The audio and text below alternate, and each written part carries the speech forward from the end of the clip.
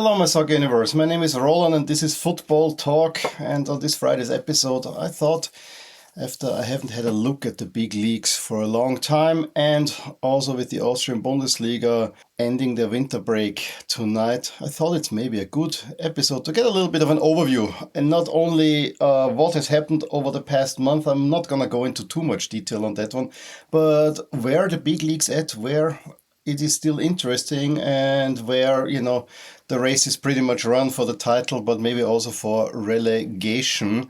And I want to definitely focus on my two favorite teams in LASK and Milan.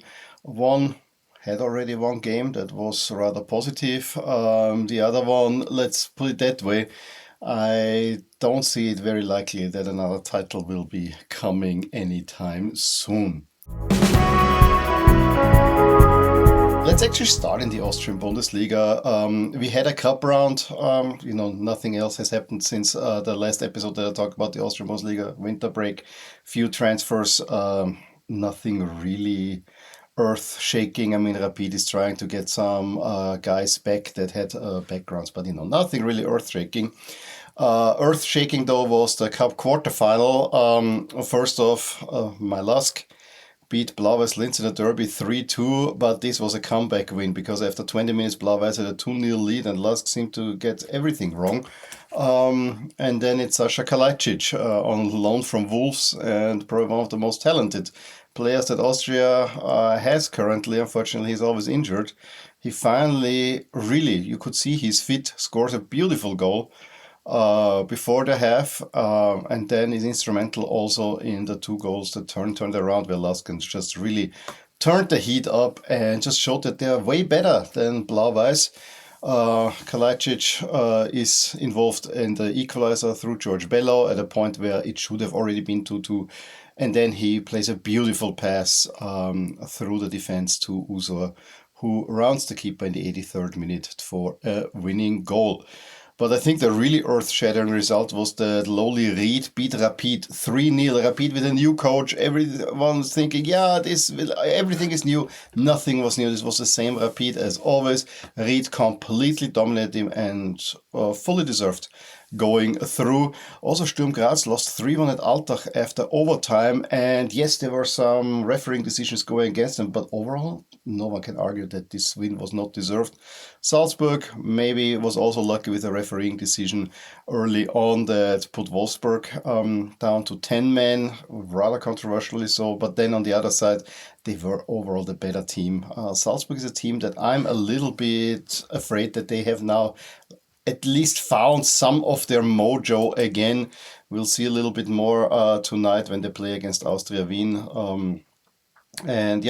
Will be interesting. In the standings, it's at the moment, Austrian Bundesliga system is really, really weird. It's now who will make the playoffs, and it's really tight. I mean, it's one of the tightest leagues in Europe. Realistically, any of the first 10 out of 12 teams can still make the top 6.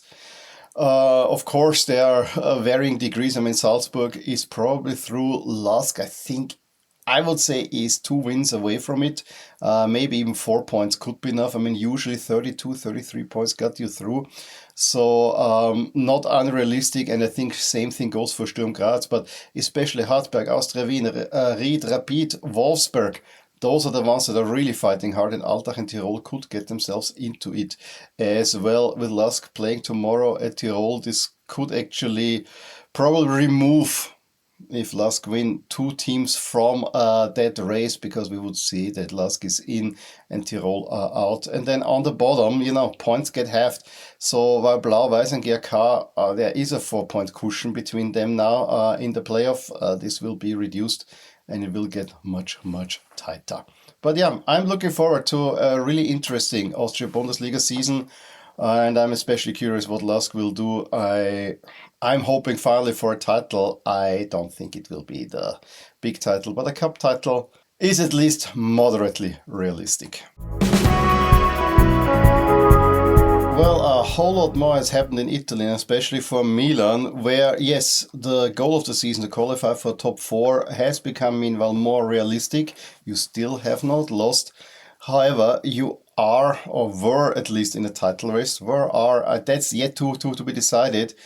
And you let it slip. I mean, before Christmas, there was a 1 point deficit to Inter. Meanwhile, it is 5 points. And given that Milan, due to the Olympics, is now not playing for a long time, whereas Inter will have a game, this could be 8 very, very soon. So yeah, it seems like Inter's league to lose.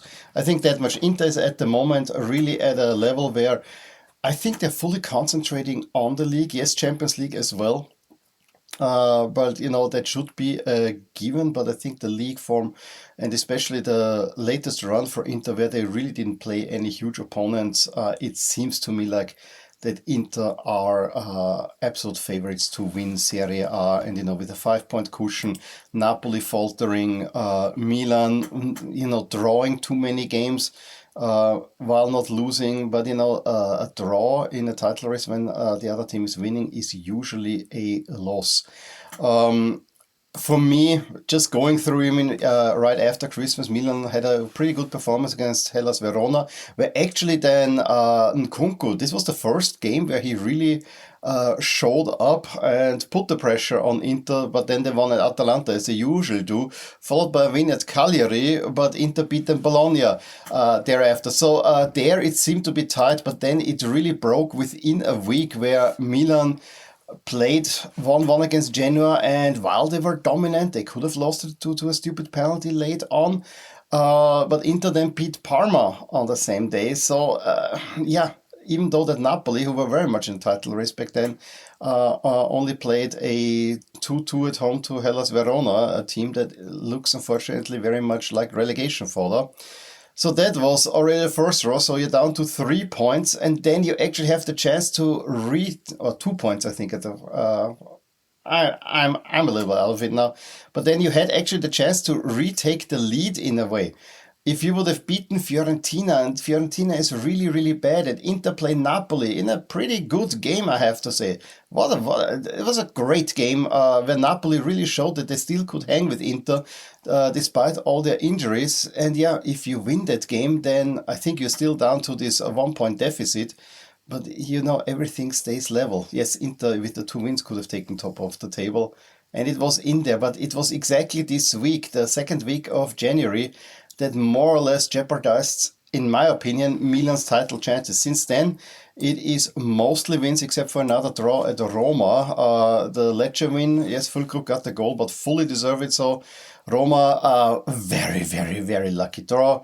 And then you had a really good performance also on the past week against Bologna. And I'm forgetting the steal in Como, which was also mid-January. So after these 2 draws, where Milan were really hanging in the ropes, Como had an early lead, and then it's a penalty that Rabiot earns.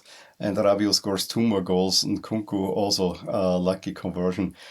This was how Allegri wants to win it. My opinion on Milan, especially the playing style, yes, you get it done. Milan is rock solid overall, except against some smaller teams where they seem to be overconfident. But it's a team that's hard to beat. The problem with Allegri football is it's not what I as a Milan fan would expect. Yes, I don't mind a good defensive performance and so on. But making this your identity, I think, is a little bit disappointing for a big team like Milan. Honestly, I like it more how dominant Inter are at the moment. As how Napoli can play at times. This Milan, something doesn't really connect with me. I grew up with the Milan of the early 90s. Yes, defensively super, super sound, but there was a whole lot of class up front. And so that's what's kind of, I find a little bit disappointing with Milan overall. But if I look at the league in general, as I said, Napoli have fallen off. Roma also. They had a good performance against Milan, but now you lose to Udinese, so also a little bit odd.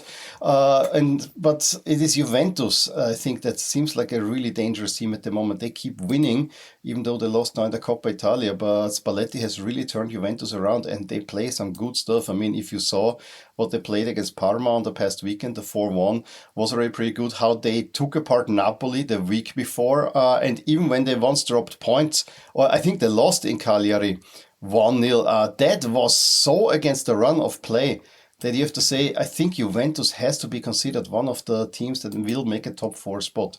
Top four spot very likely for Italy only because I don't think that Italian teams will pick up many points in Europe. At the moment, it's in the comparison of the leagues for the top spots. It's actually England ahead of Portugal, and then it is Germany, and then it's Spain and Italy. So I'm not sure if Portugal will really rack up more points, but I think Germany is quite likely, especially with Bayern going so strong, of snatching this extra Champions League spot. So for Italy, it will be top four. And to me, Inter is a surefire. Milan look very strong. And I actually would say that Juve will probably finish ahead of Napoli. With all the injuries are going on and Conte also a little bit in, being Conte, not very coherent and very ranty, even though he did get the support in the market most of the time. But, injuries.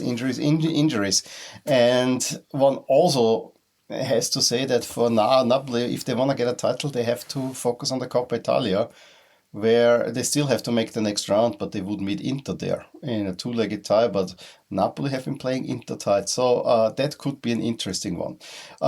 Many people are talking about how good Como are, and they are, but when you saw on the last weekend against Atalanta, how they created a crazy XG and couldn't convert. And then Nico Paz, who has been the player of the season, but already missing 3 penalties. Why is he still taking penalties?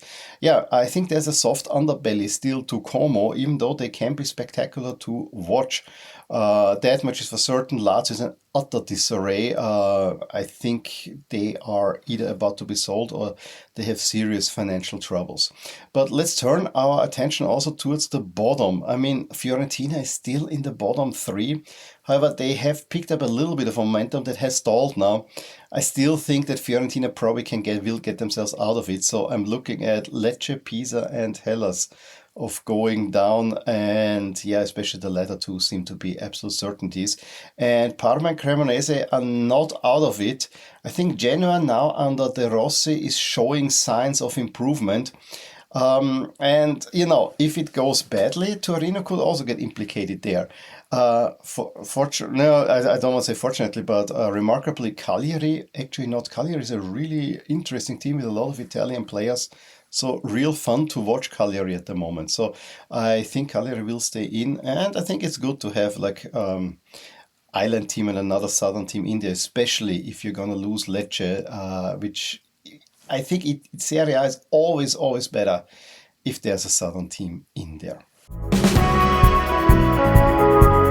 Okay, and let's briefly also go over the other leagues and see if there's any interest. Honestly, the Premier League is having kind of an off-season. Arsenal enjoy a 6-point lead over Manchester City and Villa, but it seems a little bit like a snail's race. Arsenal have, I don't want to say, they have hit a little bit of a rough patch by, getting draws here and there and dropping points, but the others are dropping points even faster. And so Manchester City could have really closed the gap, and it was at one point only 2 points.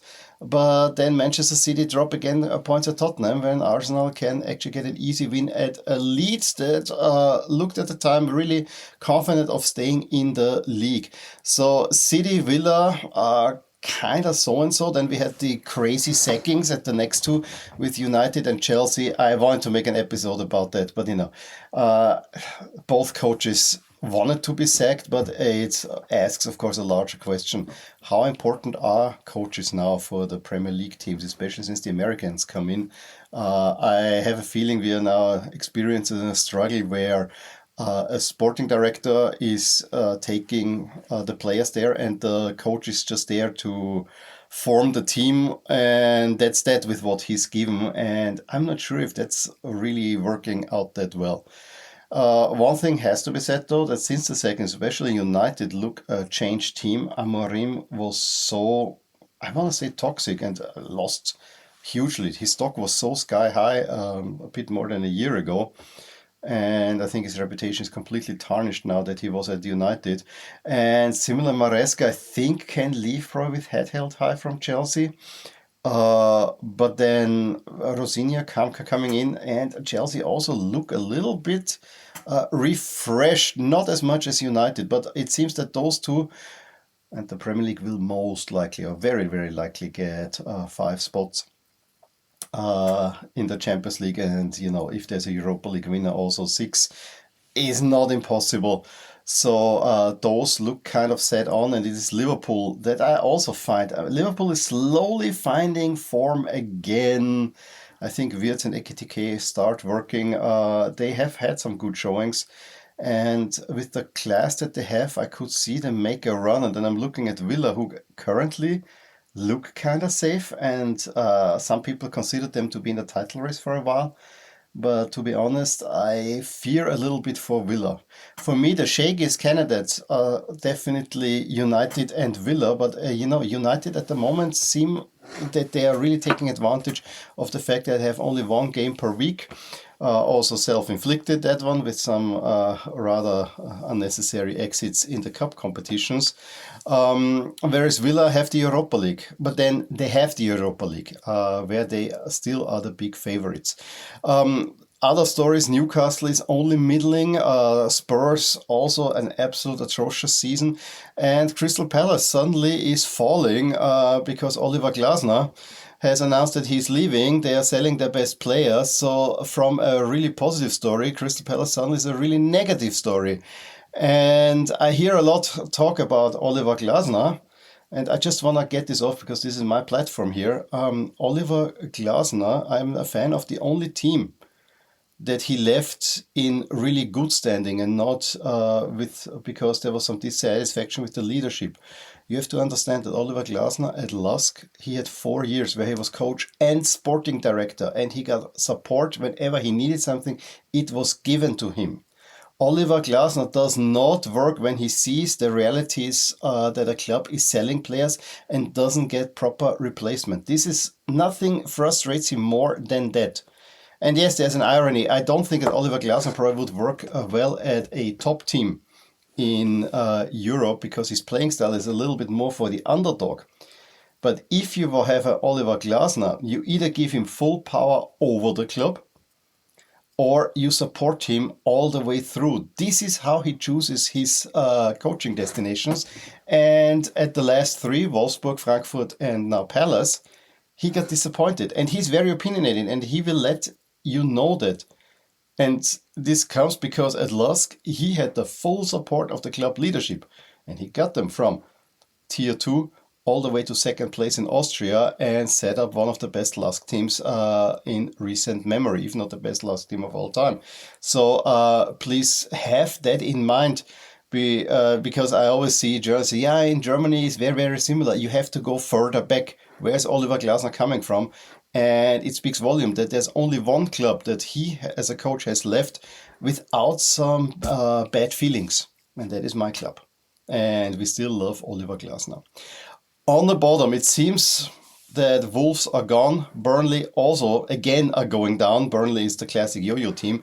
And then it's West Ham, Forest, and potentially Leeds. Maybe Palace could be implicated as well. West Ham, of course, 6 points to safety. They have made some investments. So as of late, West Ham are picking up points.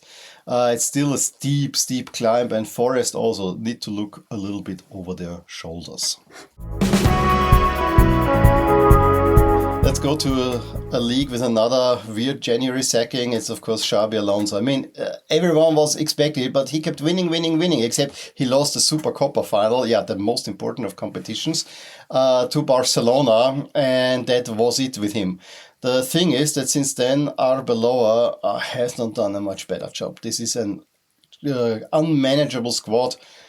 And that they are now only 1 point behind Barcelona, to me, is in a way a miracle. Because Barcelona, you really think they have hit their stride now, but then this one loss against Real Sociedad really opened up the league again. And Real Madrid has enough quality to stay up there. The thing with Real Madrid is that when you play against an opponent that's equal your strength, I'm thinking here Barcelona and potentially Atletico Madrid, the shortcomings will be shown. But the same can be said in a way for Barcelona. I think that Barcelona are playing great. And, everyone's talking about the high line and how this can get exploited. But that's the problem for these two teams, that in Spain, whatever they're producing is usually good enough for a top two finish. The Spanish league, for as much as I like the Spanish league is not deep enough to really challenge those two big boys. Yes, Atletico Madrid can do it, but Atletico Madrid's goal every season is to make it into the Champions League. And that is already sensational for them. But I always have the feeling this is a competitive disadvantage for the two big boys, because when it really counts, the great teams from the Premier League can take those two apart. And I think even a well-trained Bayern Munich and on their day a PSG, I'll talk about PSG in a bit, can also do the same thing. So for me, competitive disadvantage in that sense. However, to me, it also seems that La Liga is Barcelona's to lose, even though they have only 1 point cushion. And there's a Clásico coming up. Yes, this will be in the Camp Nou. So yeah, Atletico Madrid again will be a safe third place. It is, for a club that steers up so many emotions, it's a little bit emotionless. And Villarreal is probably the weirdest team in all of the world. I mean, finishing almost dead last in the Champions League. In La Liga, they beat whom they can beat, but their losses are all against the teams that are above them. Really, really, really weird. Then we have Betis in there, who shows some great stuff, but now lost in the Copa del Rey to Atleti at home 5-0. So also shows a little bit of a discrepancy. I'm not sure how serious they're taking the competition, to be honest. Whereas Espanyol had this great start, but also falling at this very moment. So I think the top four are the top four, and then we have to see who will make it through. Towards the bottom, it's also relatively tight. I mean, Oviedo, unfortunately, are gone. Levante doesn't look good, and Rayo sit there on the bottom. Getafe, Valencia also in there, and Sevilla. I mean, it's a pretty dense relegation race. You could actually argue that Real Sociedad, who are now really firing, and I think Real Sociedad will probably finish within the European spots, probably at the expense of Espanyol. But from Osasuna onwards to Rayo, there are only 4 points. So I think the one race in Spain that is really still alive is the relegation race. We also have to go Copa del Rey. Just shortly we had the quarterfinals. It's the two Basque giants, Real Sociedad and Athletic Club, with two away wins of Alaves and Valencia, and Barcelona and Atleti. Moving on, Barcelona beating Albacete, who had eliminated Real Madrid, and Atleti 5-0 in Sevilla against Betis. Happened yesterday, I didn't see it, so I really want to know what was happening there. But yeah, it's an interesting semifinal. I think the Copa del Rey this year is a quite interesting competition. On to Germany, I have to say, usually I watch a lot of German Bundesliga, but as of late, yeah, with Bayern so dominant. I mean, Bayern had a record first half of the season, but now they have a little bit hit a blip. I mean, they only managed a draw on the weekend in Hamburg against HSV. Then the week before, they lost at home to Augsburg. So basically, Bayern are at the worst in the entire season so far. And still, they will be very comfortable champions, because Dortmund also, suddenly under Niko Kovac, they just don't look right. Yes, only one loss so far. But against last place Heidenheim, they gave away a pretty comfortable, lead 2-1 suddenly for Heidenheim, and they have to win it. The big story for me in Germany is at the moment Hoffenheim, who are under coach Ilzer, former Sturm Graz coach, really making a big turnaround, and are now on course for the Champions League, sitting in third place.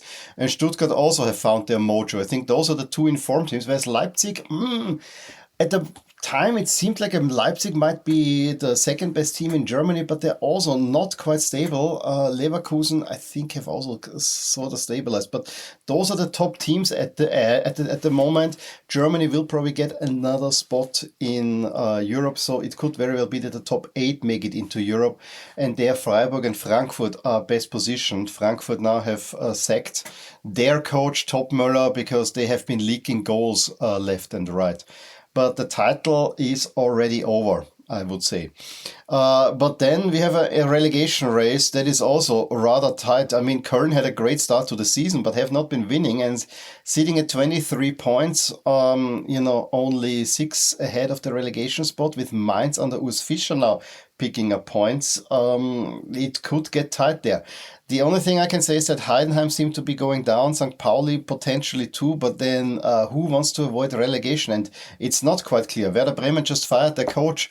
Also, I don't quite get it because, dues work with stability, but on the other side, if you are only 1 point above the relegation spot and you feel Mainz in on the neck, and Mainz seem to be another surefire relegation candidate like they were a couple of seasons ago, yeah, that doesn't look good. And Gladbach is another team that you have to start worrying because they started awfully, then they seemingly got a turnaround, but then again, they're losing. So I think for Germany, you have to really watch the relegation race. If we move over to France, yes, PSG are back in the lead, but also not convincing, already out of the Coupe de France, where we have the quarterfinals, where OM, who have not won the Coupe de France in ages, seem to be in pretty comfortable position. I mean, they deposed now Rennes 3-0, have a quarterfinal against Toulouse, so could be interesting. But then you also have to look at a team like Strasbourg or Nice that are, not performing too badly, although Nice is in disarray, but I think they're slowly picking up points. Maybe talk myself into trouble here. But let's go to Ligue. Lens losing to Marseille, then gave the lead to PSG.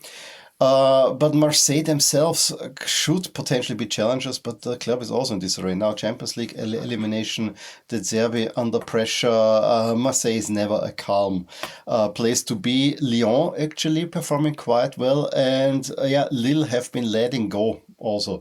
Rennes, Strasbourg, Toulouse, I think those are the next few. On the bottom, it also seems relatively clear that Metz and Auxerre are going down, and Nantes is also very much implicated there.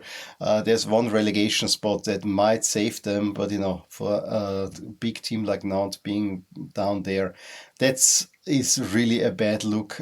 Paris and Le Havre also are hovering around there. Then let's also look at the Netherlands, where it's similar as in Germany. I mean, PSV beat the second place team, Feyenoord, on the past weekend, and they enjoy a 17-point lead. I think it is not taking long until their championship is confirmed, but it's basically many of the big teams falling over themselves, especially Feyenoord are on a rotten run.